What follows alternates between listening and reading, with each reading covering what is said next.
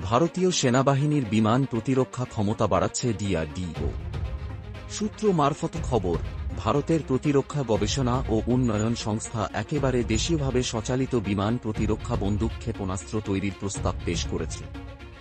এই ক্ষেপণাস্ত্রটি বা কামান মোবাইল গ্রাউন্ড ফোর্সকে সুরক্ষা দেওয়ার ক্ষেত্রে ভারতীয় প্রতিরক্ষায় একটি গুরুত্বপূর্ণ আপগ্রেড হিসেবে বিবেচিত হবে।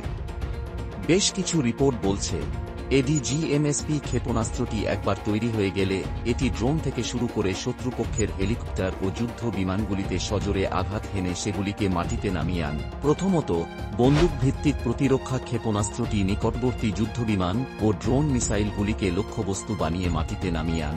দ্বিতীয়ত, বেশ কিছু সূত্র বলছে, ভারতের প্রতিরক্ষা গবেষণা ও উন্নয়ন সংস্থার পরিকল্পিত এই ক্ষেপণাস্ত্রটিকে এমনভাবে ডিজাইন করা হবে যাতে স্বল্প পরিসরের লক্ষ্যবস্তুকে নির্ভুলভাবে নিশানা করে সেটিকে গুড়িয়ে দিতে পারে। তৃতীয়ত, জানা যাচ্ছে এই কম্প্যাক্ট কামান বা রয়াডাটি অ্যাক্টিভ ইলেকট্রনিক্যালি স্ক্যান্ড আরএ প্রযুক্তি এবং ডিজিটাল বিম ফর্মিং ব্যবহার করে তৈরি করা হতে পারে। সেই সাথে ভারী ইলেকট্রনিক জ্যামিং সহ বিভিন্ন দুর্গম পরিবেশেও এই কামানগুলি যাতে সঠিকভাবে কাজ করে সেই কথা মাথায় রেখেই এটি ডিজাইন করা হবে। চতুর্থত, ভারতের নিরাপত্তা গবেষণা ও উন্নয়ন সংস্থা তাদের আসন্ন এই উন্নত প্রযুক্তির কামানগুলিতে থার্মাল ইমেজিং সাইট ও ট্র্যাকিংয়ের জন্য একটি অপটিক্যাল সাইট যুক্ত করবে। এই প্রযুক্তির দৌলতে নিশ্চিত করা যাবে যে কামানগুলি দিন এবং রাত উভয় সময়ে সঠিক লক্ষ্যবস্তু অর্জন করতে পারছে কিনা। পঞ্চমত, বেশ কয়েকটি সূত্র বলছে, অ্যাডিমসব শক্তিশালী ক্ষেপণাস্ত্রটি তার নির্দিষ্ট রেঞ্জের মধ্যে বিভিন্ন যুদ্ধবিমান, হেলিকপ্টার, ড্রোন মিসাইল সহ শত্রুদের অন্যান্য মিসাইলগুলিকে লক্ষ্যবস্তু বানিয়ে সার্বিকভাবে সফল হবে বলেই খবর।